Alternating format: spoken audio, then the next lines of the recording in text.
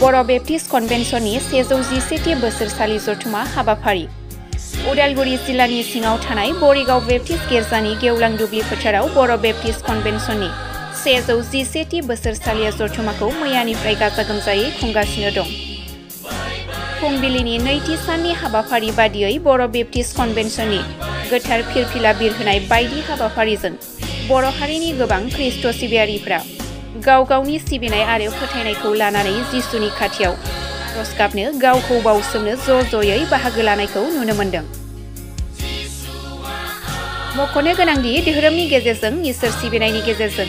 लाइमोनफोरनि जिउ दानाय गाज्रि आखुनिफ्राय जानगाराव थानाय बायदि बिथिंजों हारिखौ जौगाहोनाय समाजखौ जौगाहोनायाव धोरोमनि गोबां बिहोमा थायो। जेराव बर' बेप्टिस्ट कन्वेन्शनाबो 117थि बर' बेप्टिस्ट कन्वेन्शन जथुमाखौ सानब्रैनि हाबाफारि लानानै गाजा गोमजा हाबाफारिया सोलिगासिनो दं आरो दिनै बेनिनो नैथि साननि गेजेरजों ख्रिस्ट' सिबियारि दैदेनगिरि बिथांमोना माखासे धोरोमनि गोथौ बाथ्राखौ खौरांनि गेजेरजों फोरमायदों। जोबोद मोजां मोनदों। प्रभु जिसुनि नामाव जों दिनै बे नैथि साननि गोथार फुंबिलिनि समाव बर' बेप्टिस्ट कन्वेन्शननि जि फिरफिला जों बेखौ जिसुनि नामाव जों दैखांनाय जाबाय आरो बेनि गेजेरजों जों बेखौनो बुहुमनाङै गोजोन सान्थि सौहैनायखौ जों हास्थायो आरो लोगोसे जिसुनि जि बासायजानायनि गाहाम बाथ्रा बे गाहाम बाथ्रा साखि होनायनि जि बिथोन जोंनो लागै होदों जे बेखौ जे जों बुंथारनांगौ खोन्थाथारनांगौ बे बाथ्राखौ जों गोसोआव आवथायनानै लादों आरो बेबादि आवगायनो थाखाय जोङो लरायखादों। बे समाव नुनो मोनदों जिहेतु बुहुमनाङैनो ख्रिस्ट' धोरोमारि सिबियारिया बांसिन दं आरो बेबायदिनो बर'फोरनि गेजेरावबो खम जानानै थायाखै। दा बेबायदिनो धोरोमनि बिथिंजोंहाय बुहुमनि मानसिफोरनि खाथियावहाय माबायदि मेसेज हरदों सार जिसुनि बाणीजों? जिसुनि जे गाहाम बाथ्रा बे बुंदों बे गासै बुहुमनि लागैनो आरो बेनिखाय जोङो जोंनि आसार बेबहार आरो बेजों लोगोसे जों जेरै हायो जोंनि लोगो जोंनि सिनाखि आरो जोंनि बाय बाहागि मानसिफोर जों जेरावनो जेरै खाबु मोनो बेबादिहै गाहाम बाथ्राखौ जोङो फोरमायनायनि गेजेरजों गासै बुहुमावनो जेन जिसुनि बे गाहाम रादाबखौ बयबो बुजि मोनगोन मिथि मोनगोन नैबेखौ जोङो साखाफारा जों जानानै थायो। मैयानिफ्राय 2 जानुवारिसिम जोंनि हाबाफारिफ्रा बेबादि दाखानाय हाबाफारिफोर थायो। बे हाबाफारिफोरखौ जोङो आफादगिरि महरै जेरै जोङो शेड्युल खालामना लाबाय बेबादि मोनफ्रोमबो हाबाफारि जाफुंलांनायखौ दैदेनलांनो थाखाय जों साखाफारा जेरै हाबाफारि दं बेबादि जों दैदेनलांगोन आरो बे जाफुंसार जागोन जों बेखौ आसा लाखिदों। बांसिनहै बबे मोनसे जोंनि हाबाफारियाव होखानाय बादि जिसुआ जोंनि नोजोर बिन्दो हिब्रिउ 12:2 जों बेखौ बिथा खालामनानैनो मोनथामसो दालाय टपिक्सफोर दं। नैबेनि सायाव जोंनि बुंथिगिरिफोर बिथांमोना होखानाय बादियै बे आयदानि सायाव बिथा खालामनानै बुंगोन आरो बेनि गेजेरजों जों आसा फालियो इसोरनि गोथार जिउआ जोंनि बुंथिगिरि आलासिफोरखौ बाहायगोन आरो जों इसोरनि रावखौ जों खोनानो मोनगोन आरो बेबादि जों आशीर्बादनि भागि जागोन जों बेखौ मिजिंथियो। इसोरनि बानि होगिरि हिसाबै सोर थागोन? जोंहा गाहाय बुंथिगिरि हिसाबै रेभारेन्ड मण्डल थागोन आरो बेनि उनाव जोंहा मिलिक थागोन आरो बेनि अनगायैबो जोंनि जायगानि बुंथिगिरि रेभारेन्ड सुवाराम दैमारि NBBCनि जेनेरेल सेक्रेटारि आरो लोगोसे बर' बेप्टिस्ट कन्वेन्शननि जोंनि रिलिफ एन्ड डेभेलपमेन्ट बर्डनि सेक्रेटारि मंगल सिं हाज'वारि बिथाङाबो लोगोसे थागोन। दा बेवहाय जिहेतु आसामनि प्राय गासैबो जिल्लाफोरनिफ्रायनो प्राय गैयाब्लाबो 18सो जिल्लाफोरनिफ्राय जोंनि बेवहाय गिर्जाफोर जोंजों लोगोसे एफिलिएटेड दं।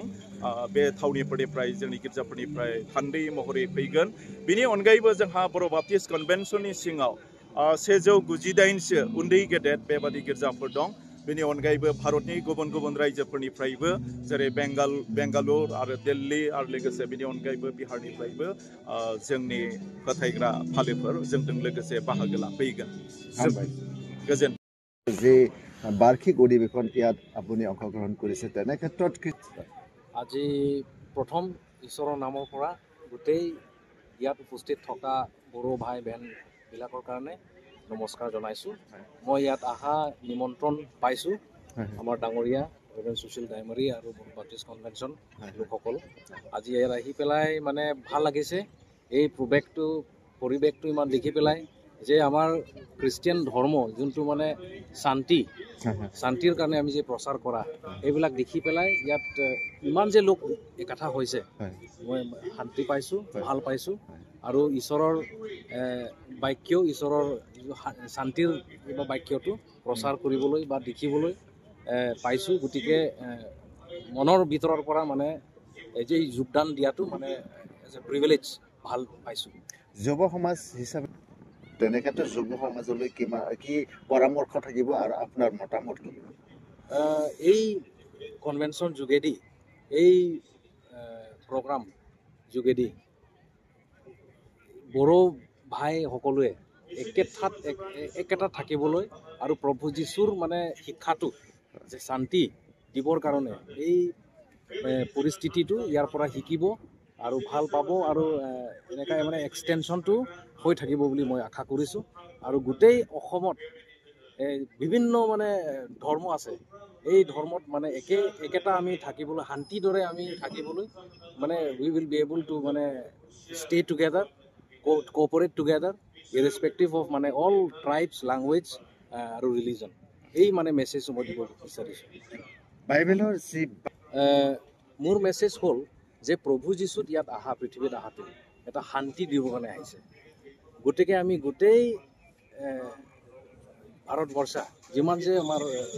সম্পূৰ্ণ মানে বিভিন্ন জাতি এই প্ৰভু যীশুৰ মেইন কথা হৈছে যে পিচ শান্তি দিবলৈ আৰু একেটা থাকিবলৈ আৰু যিমান যে ইয়াত কিছুমান ছ'চিয়েল ইভিলছ আছে ছ'চিয়েল প্ৰেক্টিছ আছে এই ড্ৰাগছ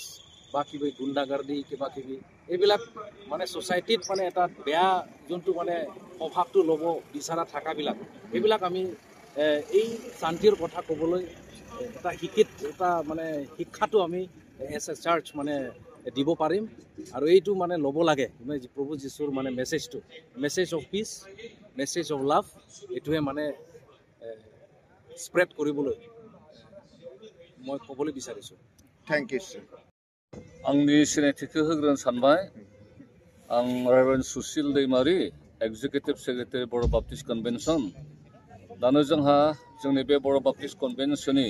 111थि बोसोरारि जथुमा बे जथुमाखौ जोङो थि खालामनाय बायदि इसोर अननायजों मैया मोनानिफ्राय जागायजेनबाय आरो जोंनि बे बोसोरसालि जिथु जथुमा बे जथुमाखौ जोङो इसोरनि आरज गाबदों आरो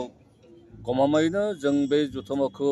गाजा गोमजायै इसोरनि गरमनि थाखाय बेखौ खुंफुंनो हागोन होननानै जों आसा लाखिदों दा बे समावहाय नुनो मोनदों गोबां ख्रिस्ट' सिबियारिफोरा दाब जायगानिफ्राय फैदों कार्बि आंलंनिफ्राय मा बुंगोन सार बिसोर बे जोंनि जथुमायावहाय आसामाव थानाय दाब जायगाफोरनिफ्राय गोबां इसोरनि फिसाफ्रा फैदों आरो गुबुन सुबुंफ्राबो बेयाव बाहागो लाफैदों आरो फैबावगोन नाथायबा गुबुन हादरनिफ्राय दासिम गैया आरो जोङो गुबुन हादरनि लेंहरनायबो जायाखै केवल मात्र जोंनि आसामनि आरो आसामनि अनगायैबो गुबुन स्टेटफोरनिफ्राय सफैनाय जागोन किन्तु गुबुन हादरनि फैनाय जाया दा बे समाव इसोरनि बानि हिसाबै जिहेतु अदालगुरियावनो खुंबाय अदालगुरिनि सासे जानानै ख्रिस्ट' सिबियारिजों लोगोसे आसामनि थागिरिफोरनिसिम मा मेसेज दङ जोंनिफ्राय आसामनि थागिबि सुबुंफोरनि थाखाय बेनो मोनसे मेसेज जों हरनो इच्ছা खालामो जे जि धोरोमानो जाया मानो जि जाथियानो जाया मानो जों सासे इसोरनि फिसा बेनिखायनो जोङो बेखौनो मेसेज हरनो इच्ছা खालामो दि जोंहा सासे गोथां नंगौ सैथो इसोर दङ आरो बे इसोरनि बानिया बेनो जे जोंफोर गासैबो खौसेथियै थानांगौ जोंनि हादरनि थाखाय जोंफोर साननांगौ लोगोसेयै जोंफोर जोंनि हादरनि जौगानायनि थाखाय खौसेथियै खामानि मावलांनांगौ अनज्लायनो थानांगौ अननायानो गेदेर खौसेथियानो गेदेर जों बे मेसेजखौ गुबुन गासै आसामाव थानाय सुबुंफोरनिसिम जों बे गोथार आरो मोजां मेसेजखौ हरनो इच्ছা खालामो आरो जों हरगासिनो दङ हरबाय थागोन धोरोमा सुबुंखान्थिसिम नंगौ दानि लाइमोनफ्रा जेखौ मावनो नाङा जेखौ जानो नाङा जेरै एलकहल ड्राग्स बायदि बायदि आरो माखासे लाइमोनफोरनि जिथु आसार खान्थि that means the character बियो नंगौ इसोरनि नुनायाव बियो खोब गनायजाथाव नङा इसोरनि गनायजाथाव नङा माने जोंनि समाजनि जौगानायावबो जथेस्थ' बे हेंथा फैयो दा बेनिखाय जोंनिफ्राय बेखौनो मेसेज हरनो हास्थायोदि बे गाज्रि आखल आखु आरो गाज्रि लोंनाय जानाय बे जोंनि इसोराबो बिखौ बादा खालामदों आरो साइन्स फारसेथिंनिफ्रायबो ससियेल फारसेथिंनिफ्रायबो गासै फारसेथिंनिफ्राय मेडिकेल फारसेथिंनिफ्रायबो बे गासैखौ जानो एबा बेबहार खालामनो माना खालामनो आरो बेफोरखौ जायोबा लोङोबा आरो जोंनि केरेक्टारफ्रा जुदि गाज्रिबा जोङो भारतनि गुबै मोजां जोंफोर मा होनो नागरिक जानो हानाय नङा आरो जोंनि हादराव मा होनो सान्थिखौ लाबोनाया आरो जोंनि गासै बिथिं जौगानाय खामानियावहा जोंफोर आवगायनो हानाय नङा दा बेनिखायनो जोंनि बर' बाप्टिस्ट कनभेन्सननिफ्राय जों बेबायदि गाज्रि खामानियाव लिप्त थानायफोरनिसिम आरो जायफ्रा गाज्रि मुवाफोरखौ बाहायदों बिथांमोननिसिम जोंनिफ्राय खावलायनाय बे गासैखौबो गारनांगौ आरो जोंफोर मोजां केरेक्टार मेनटेन खालामनानै जोंनि हारिनि थाखाय हादरनि थाखाय जौगानायनि थाखाय खामानि मावनांगौ जोंनि मेसेजआ बेनो। Thank you